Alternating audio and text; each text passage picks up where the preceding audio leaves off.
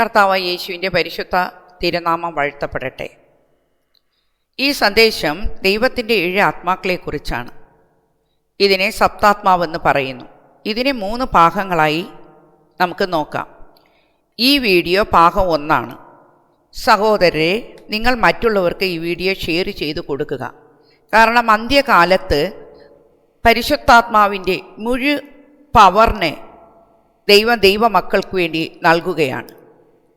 അപ്പം ഇത് ദൈവത്തിൻ്റെ മക്കൾക്ക് എല്ലാവർക്കും ഈ പരിശുദ്ധാത്മാവിൻ്റെ സത്താത്മാക്കൾ വളരെ അത്യാവശ്യമാണ്. ആയതുകൊണ്ട് നിങ്ങളുടെ പ്രാർത്ഥനാ ഗ്രൂപ്പിലും നിങ്ങളുടെ കൂട്ടുകാർക്കും നിങ്ങളുടെ പ്രിയപ്പെട്ടവർക്കും ഷെയർ ചെയ്ത് കൊടുക്കുക. നമ്മൾ വചനത്തിലേക്ക് പോകാം. വെളിപാട് 4-ാം അധ്യായത്തിൽ 5-ാം വചനം. സിംഹാസനത്തിൽ നിന്ന് മിന്നൽ പിണരികളും ശബ്ദങ്ങളും ഇടിമുഴക്കങ്ങളും പുറപ്പെടുന്നു. സിംഹാസനത്തിന് മുൻപിൽ ജ്വലിക്കുന്ന 7 തീപ്പന്തങ്ങൾ. ഇവ ദൈവത്തിൻ്റെ സത്താത്മാക്കളാണ്. ഈ സത്താത്മാക്കളെക്കുറിച്ചാണ് ഇന്ന് നാം പ്രതിപാദിക്കുന്നത്. ഇതിരി ശ്രദ്ധിച്ച് കേട്ടാലേ നിങ്ങൾക്കിത് മനസ്സിലാകുകയുള്ളൂ. കാരണം ദൈവത്തിൻ്റെ പരിശുദ്ധാത്മാവ്, നിങ്ങൾക്ക് കുറച്ച് പരിശുദ്ധാത്മാവിൻ്റെ അഭിഷേകമൊക്കെ ഉണ്ടെങ്കിൽ ഇത് നിങ്ങൾക്ക് നന്നായിട്ട് മനസ്സിലാക്കാൻ കഴിയുന്നതാണ്. അപ്പം ഏതൊരു സാധാരണ ക്രിസ്ത്യാനിക്കും മനസ്സിലാക്കുന്ന രീതിയിൽ ഞാൻ ഈ സത്താത്മാക്കൾ ഓരോന്നിനെക്കുറിച്ചും വിശദമായിട്ട് ഞാൻ എക്സ്പ്ലനേഷൻ തരുന്നതാണ്.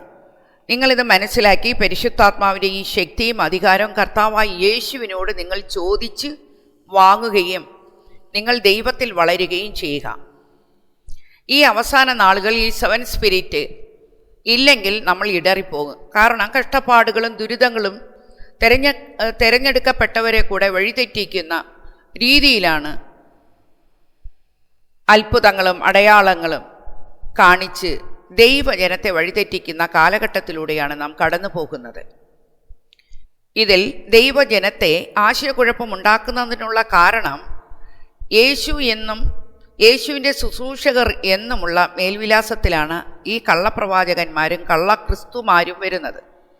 ആയതിനാൽ യഥാർത്ഥ ദൈവദാസരെ പോലും വഞ്ചിക്കപ്പെടാൻ സാധ്യതയുണ്ട് എന്ന് ദൈവവചനം പറയുന്നു. യഥാർത്ഥ ദൈവദാസർ ആര്, വഞ്ചകർ ആര് എന്ന് നിങ്ങൾക്കറിയണമെങ്കിൽ പരിശുദ്ധാത്മാവ് കൂടിയേ തീരുള്ളൂ. ഈ പരിശുദ്ധാത്മാവിൻ്റെ പരിപൂർണതയും മുഴുവൻ മഹത്വത്തെയുമാണ് 7 സ്പിരിറ്റ് ഓഫ് ഗോഡ് അല്ലെങ്കിൽ സപ്താത്മാക്കൾ എന്ന് പറയുന്നത്. ഇപ്പോൾ ഭൂമുഖത്ത് വരുവാൻ പോകുന്ന കഠിനമായ പ്രതികൂലങ്ങളെയും കള്ള ശുശ്രൂഷകരെയും പ്രവാചകന്മാരെയും നാം തിരിച്ചറിയണമെങ്കിൽ അവരിൽ നിന്നും മാറി ദൈവത്താൽ അഭിഷിക്തരായ ശുശ്രൂഷകരുടെ കൂടെ നിന്ന് നിങ്ങൾ വിധേയപ്പെട്ട് നിന്നാൽ മാത്രമേ അവരിലൂടെ വരുന്ന ദൈവസത്യങ്ങളും വചനത്തിൻ്റെ സത്യങ്ങളും ആഴങ്ങളും മനസ്സിലാക്കി നിങ്ങൾക്ക് വളരുവാനും നിങ്ങളുടെ ദൈവഹിതം എന്തെന്ന് അറിയുവാനും നിങ്ങൾക്ക് സാധിക്കുകയുള്ളൂ. കർത്താവിൻ്റെ വരവിനാണ് നാം കാത്തിരിക്കുന്നത്. ആകാശവും ഭൂമിയും കടന്നു പോകും, എന്നാൽ എൻ്റെ വചനങ്ങൾ ഒരിക്കലും കടന്നു പോകില്ലെന്ന് കർത്താവിൻ്റെ വചനം പറയുന്നു. ദൈവ അഭിഷേകം ചെയ്യപ്പെട്ട അയച്ച ദൈവ ശുശ്രൂഷകരുണ്ട്. ദൈവത്തിൻ്റെ സത്യവചനമാണ് നിങ്ങളോട് അവർ പറയുന്നത്. അവരെ ദൈവം സഹനത്തിലൂടെയും കഷ്ടതയിലൂടെയുമാണ് നടത്തി ഘട്ടം ഘട്ടമായിട്ടാണ് ഒരു ദൈവ ശുശ്രൂഷകയോ ദൈവം വളർത്തിക്കൊണ്ടുവരുന്നതെന്ന് പലതരത്തിലുള്ള ടെസ്റ്റുകളിലൂടെയാണ് അവരെ വളർത്തിക്കൊണ്ടുവരുന്നത്.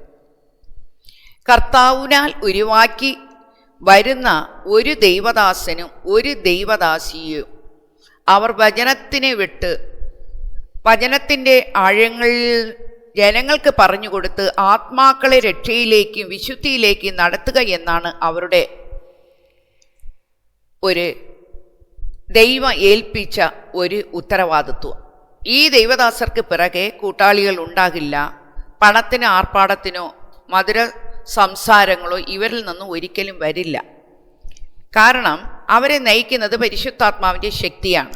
അപ്പം പരിശുദ്ധാത്മാവ് എന്ത് പറയുന്നു അതനുസരിച്ച് തന്നെ ശുശ്രൂഷകർക്ക് മുന്നോട്ട് പോകാൻ കഴിയുകയുള്ളൂ. ഞാൻ വർഷങ്ങൾ കൊണ്ട് ഉരുവായി വന്ന ഒരു വ്യക്തിയാണ്. അപ്പം എൻ്റെ എൻ്റെ ജീവിതത്തിൽ ഞാൻ ദൈവത്തോടു കൂടെ നടന്ന കാര്യങ്ങൾ മല തുരന്ന് അപ്പുറത്തു കടക്കുന്ന പല കഠിനതയിലൂടെയും ഞാൻ കടന്നു പോയിട്ടുണ്ട്. ഞാൻ ഉരുവായി അങ്ങനെ ഉരുവായ ഒരു ദൈവദാസിയായിരുന്നു ഞാൻ. ഇഷ്ടപ്പെട്ടിരുന്നതും സ്നേഹിച്ചതും കാത്തു സൂക്ഷിച്ചതും എല്ലാം ജോബിനെ മാതിരി ഒറ്റനാൾ കൊണ്ട് തകർന്നു പോയിട്ടുണ്ട്. അപ്പം തകർന്നു പോയിട്ട് ഇപ്പം കർത്താവ് ഇങ്ങനെയാണ് പരീക്ഷണങ്ങൾ ചെയ്യുന്നത്. അപ്പം ദൈവദാസർക്ക് നോർമൽ ഒരു വിശ്വാസിയെ പോലെയല്ല.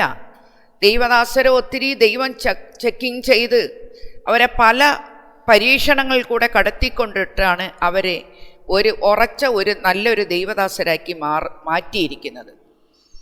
അപ്പം എന്നെ ആ നട്ടങ്ങളിലൂടെയും ഘട്ടത്തിലൂടെയും വീട് നഷ്ടപ്പെട്ട്, സമ്പത്ത് നഷ്ടപ്പെട്ട്, എല്ലാം നഷ്ടപ്പെട്ട്, ജോബിന് ഒറ്റ ദിവസം കൊണ്ട് നഷ്ടപ്പെട്ടതുപോലെ ഈ ഇടനാളുകളിൽ ഞാൻ നഷ്ടപ്പെട്ട ഒരു വ്യക്തിയാണ്. അപ്പോഴും കർത്താവേ നീ മതി, നഷ്ടപ്പെട്ടതിനെ ഓർത്ത് ഞാൻ ദുഃഖിച്ചിരുന്നില്ല, കരഞ്ഞ് നിലവിളിച്ചില്ല.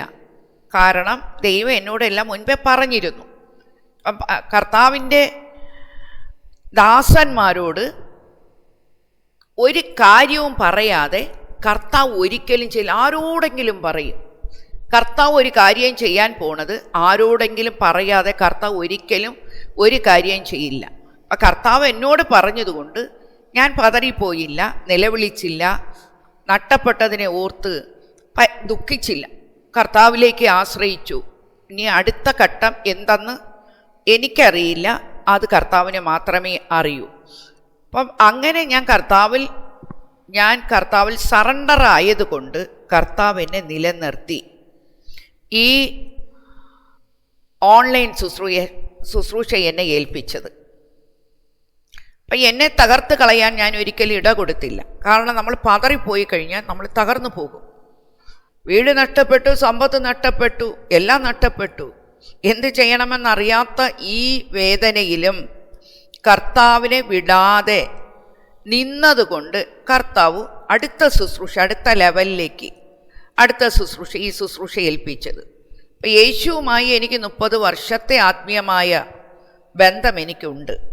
ഈ 30 വർഷം കൊണ്ട് ഞാൻ കണ്ട യേശു സഹനങ്ങളിലൂടെയും പ്രതികൂലങ്ങളിലൂടെയും കഠിനമായ പരീക്ഷണങ്ങളിൽ കൂടെയുമാണ് എന്നെ നടത്തിക്കൊണ്ടു പോയത്. പല പരീക്ഷണങ്ങൾ ആ പരീക്ഷണങ്ങളിലൂടെ നടത്തിക്കൊണ്ടു പോയിട്ടുണ്ട്.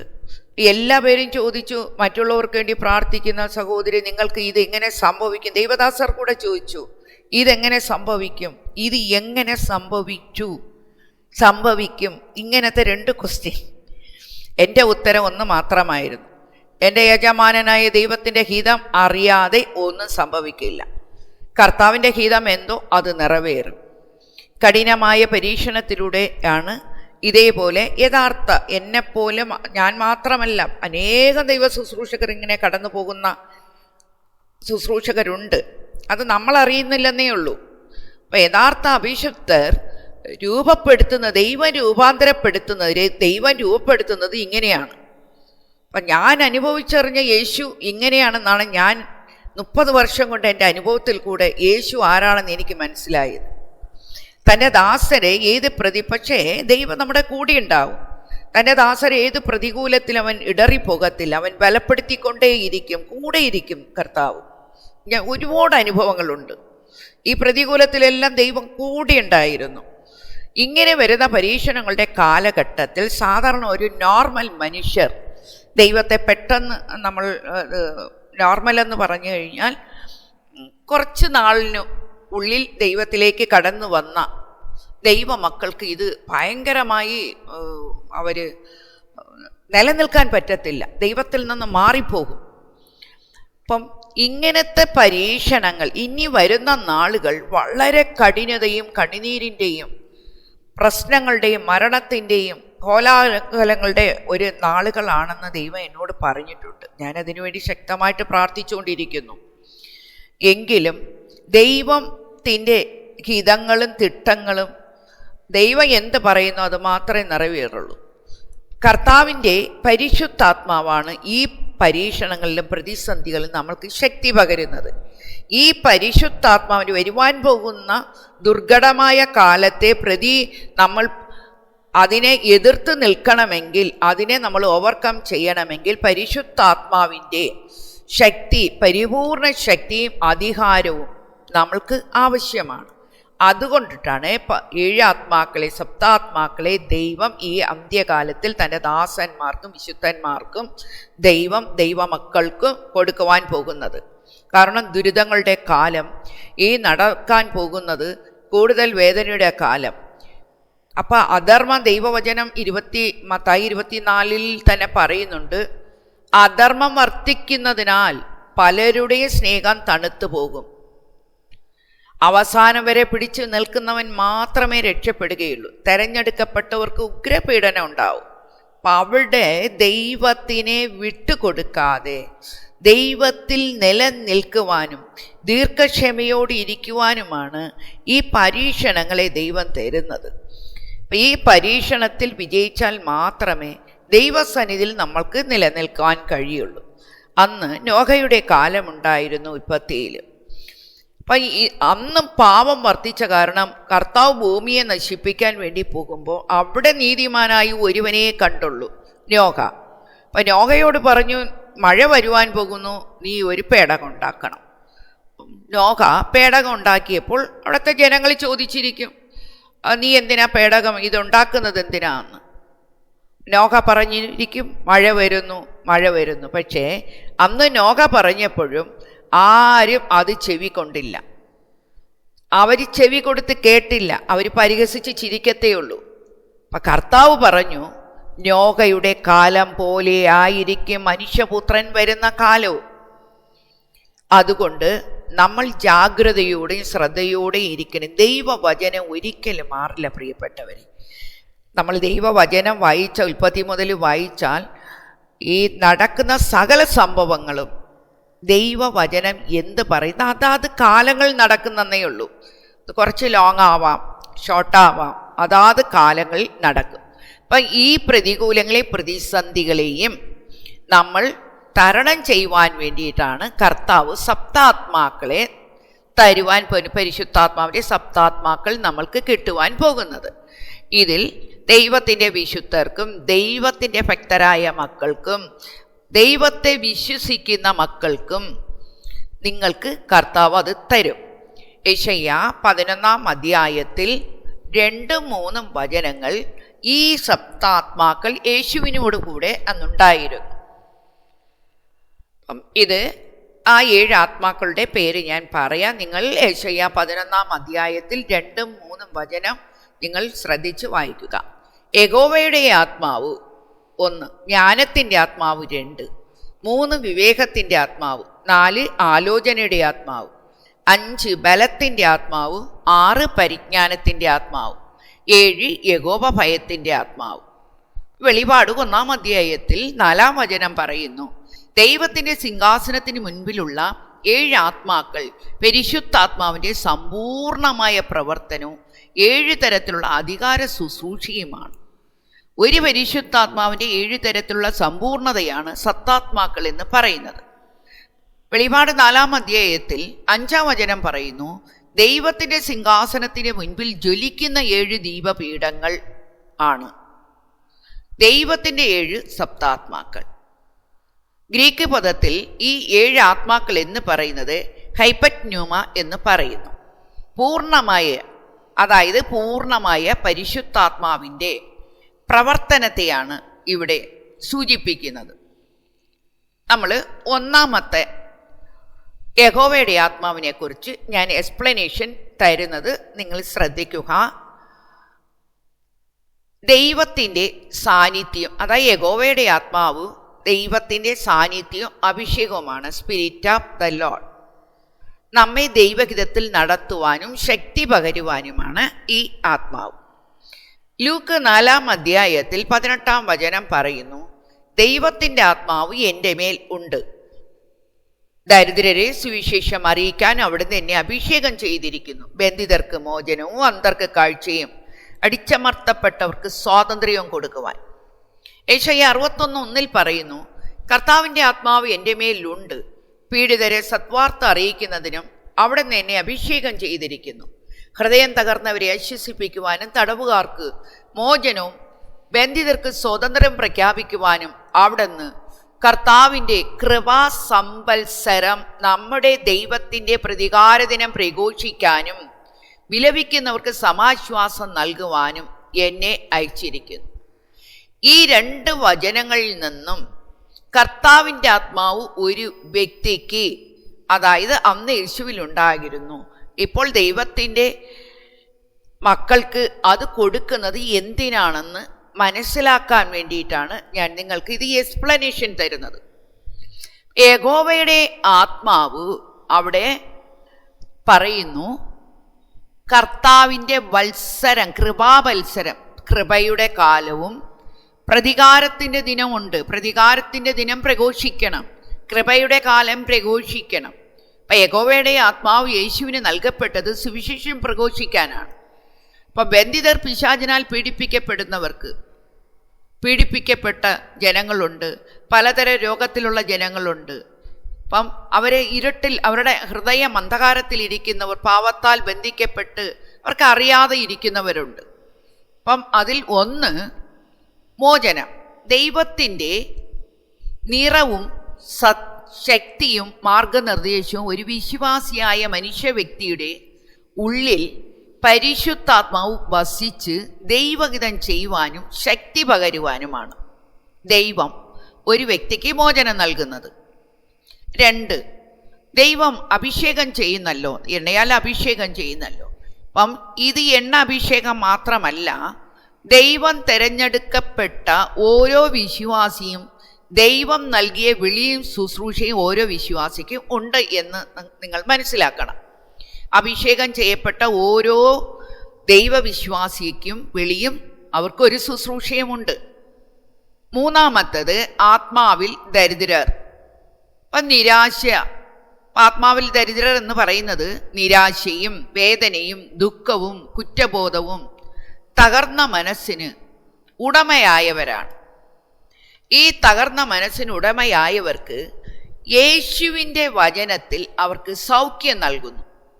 അവരുടെ ഉള്ളിൽ 4, ഈ മനുഷ്യരുടെ ഉള്ളിൽ മുറിവ് കൊണ്ടിരിക്കും.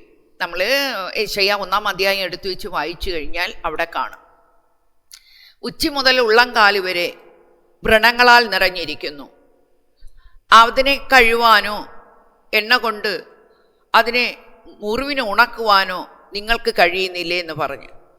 അപ്പം ഈ മുറിവുകൾ എന്ന് പറയുന്നത് മനസ്സിൻ്റെ മുറിവ്, നമ്മൾ കാണുന്ന മുറിവല്ല, ഹൃദയത്തിൽ ഒരു മനുഷ്യൻ്റെ ഉള്ള് എന്തുമാത്രം വേദനിക്കുന്നു, അവർക്ക് എന്തുമാത്രം പ്രശ്നങ്ങളുണ്ട്, എന്തുമാത്രം അവർക്ക് കുറ്റബോധമുണ്ട്, മറ്റുള്ളവരുടെ വേദനിപ്പിക്കുന്ന അവമാനപ്പെടുത്തുന്ന വാക്കുകൾ മൂലം അവരുടെ ഉള്ള് വേദനപ്പെടും. ഇപ്പം എന്തൊക്കെ ചെയ്താലും മുന്നോട്ട് വരാൻ പറ്റാതെ ഇരിക്കുമ്പോൾ അവരുടെ ഹൃദയം വളരെ വേദന കൊണ്ടിരിക്കും, അവരുടെ ഹൃദയം മുറിഞ്ഞിരിക്കും. വേദനപ്പെട്ട് മുറിഞ്ഞിരിക്കുന്ന ഈ ഹൃദയത്തെയാണ് പറയുന്നത്. ഈ യേശുവിൻ്റെ അടുത്ത് വന്നാൽ പരിശുദ്ധാത്മാവ് ഈ മുറിവിനെ സൗഖ്യമാക്കുന്നു. അവൻ്റെ അഭിഷേക എണ്ണയാൽ, അഭിഷേകത്താൽ മുറിവിനെ സൗഖ്യമാക്കുന്നു. 5, ബദ്ധന്മാരെ വിടുവിക്കല. അപ്പം അവിടെ ബദ്ധന്മാർ എന്ന് പറയുന്നത് പാപം ചെയ്തും ഭയം കൊണ്ടും അടിമത്വം കൊണ്ടും ദുശ്ശീലങ്ങൾ കൊണ്ടും അവർക്ക് എന്ത് ചെയ്യണമെന്നറിയില്ല. അവരെ പറഞ്ഞു കൊടുക്കാൻ, കറക്റ്റായിട്ട് പറഞ്ഞ് അവരെ നേർവഴിക്ക് നയിക്കാൻ ആരുമില്ല. അഥവാ പറഞ്ഞാലും ഇവർ ഈ ബന്ധനത്തിലിരിക്കുന്ന കാരണം അവർ പെട്ടെന്നൊന്നും അവരിങ്ങോട്ട് വരത്തില്ല. അവർക്ക് ഒരുപാട് പ്രാർത്ഥനയുടെ ആവശ്യമുണ്ട്. അങ്ങനെ അവരുടെ ആത്മാവ് ബന്ധനത്തിലായിരിക്കും, കെട്ടിലായിരിക്കും. ആ വ്യക്തികൾക്ക് യേശുവിൻ്റെ അടുത്ത് വരുമ്പോൾ യേശു സകല ലോകത്തിലുമുള്ള, അപ്പോൾ ഞാനൊരു കാര്യം കൂടെ പറയാം, ഇവരുടെ ഹൃദയവേദന കൊണ്ടിട്ടാണ് ഇവർ ഈ പാവ വഴിക്ക് പോകുന്നത്, ഇവർ ഈ മദ്യപാനത്തിലേക്ക് പോകുന്നത്. അവർക്ക് കുറച്ച് ആശ്വാസം കിട്ടും എന്ന്, ഒരു പുറം ആശ്വാസം കിട്ടുമെന്ന് അവർ ഓർക്കുന്നു. പക്ഷെ അവർ കൂടുതൽ കെട്ടിലേക്കാണ്, സത്താൻ്റെ കെട്ടിലേക്കാണ് പോയിക്കൊണ്ടിരിക്കുന്നത്. അപ്പം മനുഷ്യർക്ക് പാപത്തിന് പരിഹാരം ചെയ്തവൻ യേശു മാത്രമാണ്. ഇവരുടെ കെട്ടുകൾ, മനുഷ്യൻ്റെ പാപത്തിൻ്റെയും ഭയത്തിൻ്റെയും അടിമത്തത്തിൻ്റെയും ദുശീലങ്ങളുടെയും കെട്ട് ബന്ധനം പൊട്ടിക്കണമെങ്കിൽ അത് യേശുവിൻ്റെ പരിശുദ്ധാത്മാവിൻ്റെ ശക്തിയാൽ മാത്രമേ അവിടെ ഒരു മോചനം അവർക്കുള്ളൂ. പരിശുദ്ധാത്മാവ്, യേശുവിലുള്ള പരിശുദ്ധാത്മാവാണ് ഇതെല്ലാം ചെയ്യുന്നത്. അപ്പം യേശു ക്രിസ്തുവിൽ മാത്രമേ മനുഷ്യർക്ക് മോചനമുള്ളൂ. ആറാമത്തത് തടവുകാർക്കൊരു മോചനമാണ്. അപ്പം തടവുകാരെന്ന് പറയുന്നത് ആരാണ്? ആത്മീയമായ അന്ധത, നിരാശപ്പെട്ടിരിക്കുന്നത്, സാത്താൻ്റെ പിടിയിൽപ്പെട്ട് അവരുടെ കണ്ണ് അടഞ്ഞിരിക്കും. സുവിശേഷം പറഞ്ഞാലും ഒക്കെ അവർ കേൾക്കത്തില്ല. അവരുടെ ആത്മീയ കണ്ണടഞ്ഞിരിക്കും. കാരണം അവരെ ആത്മീയമായ അന്ധതയിലായിരിക്കും, അറിയായ്മ കൊണ്ടിരിക്കും, ആത്മീയ അറിയായ്മയിലിരിക്കും, നിരാശയിലിരിക്കും, സാത്താനാൽ ബന്ധിക്കപ്പെട്ടിരിക്കും. അവരുടെ അടുത്തൊക്കെ സുവിശേഷം പറയാൻ പോയി അവർ ഭയങ്കരമായിട്ട് വഴക്ക് പറയും. അപ്പം ഇവർ സത്യത്തെ അറിയുമ്പോൾ അവർക്ക് കൂടുതൽ പ്രാർത്ഥന ആവശ്യമാണ്.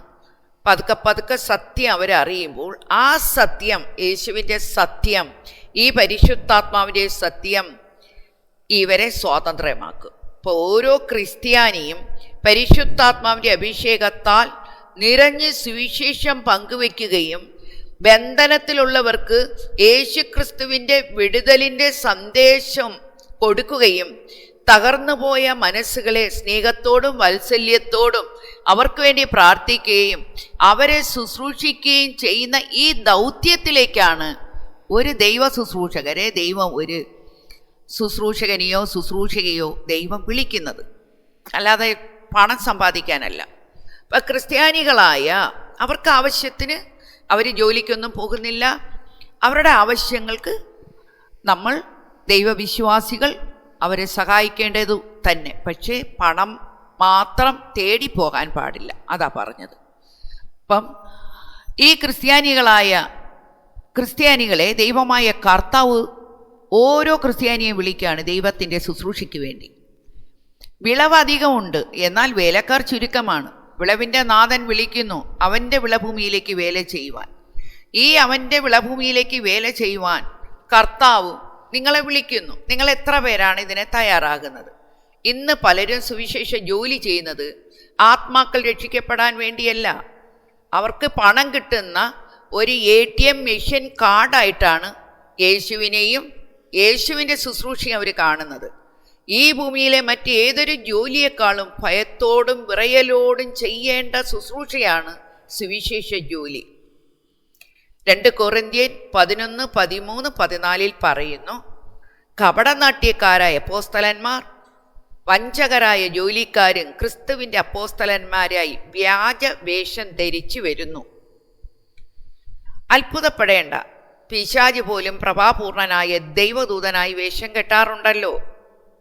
കൊളോസ്യർ 3:23 പറയുന്നു, നിങ്ങളുടെ ജോലി എന്തു തന്നെ ആയിരുന്നാലും മനുഷ്യനെ അല്ല സേവിക്കുന്നത്, ദൈവത്തെ സേവിക്കുന്നത് പോലെ ഹൃദയ പരമാർത്ഥതയോട് ആ ജോലി ചെയ്യണം. പ്രതിഫലം കർത്താവിൽ നിന്നും നമുക്ക് അവകാശമായി ലഭിക്കുമെന്ന് നിങ്ങൾ അറിഞ്ഞുകൊള്ളുവിൻ.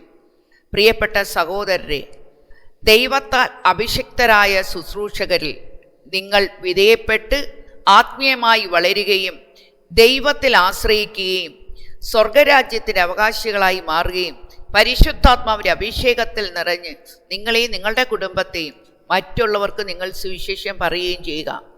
യേശു മരിച്ചവരോട് പോലും സുവിശേഷം പ്രസംഗിക്കപ്പെട്ടത് എന്തിനു വേണ്ടിയിട്ടാണ്?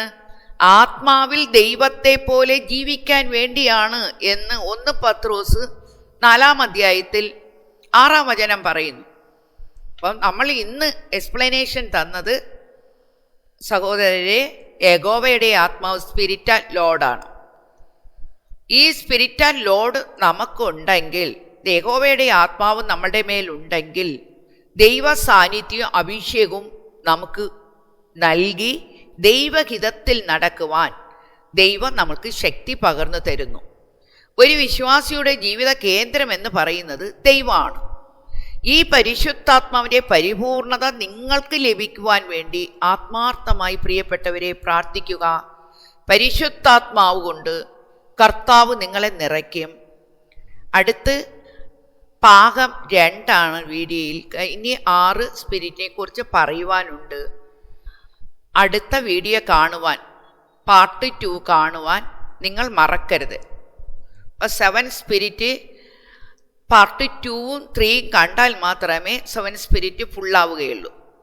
സെവൻ സ്പിരിറ്റ് യഹോവയുടെ ആത്മാവിനെ കുറിച്ച് മാത്രമാണ് നമ്മളിവിടെ ഇന്ന്, ഒരു സ്പിരിറ്റിനെ കുറിച്ച് മാത്രമേ ഇവിടെ ഇന്ന് നമ്മൾ എക്സ്പ്ലനേഷൻ തന്നുള്ളൂ.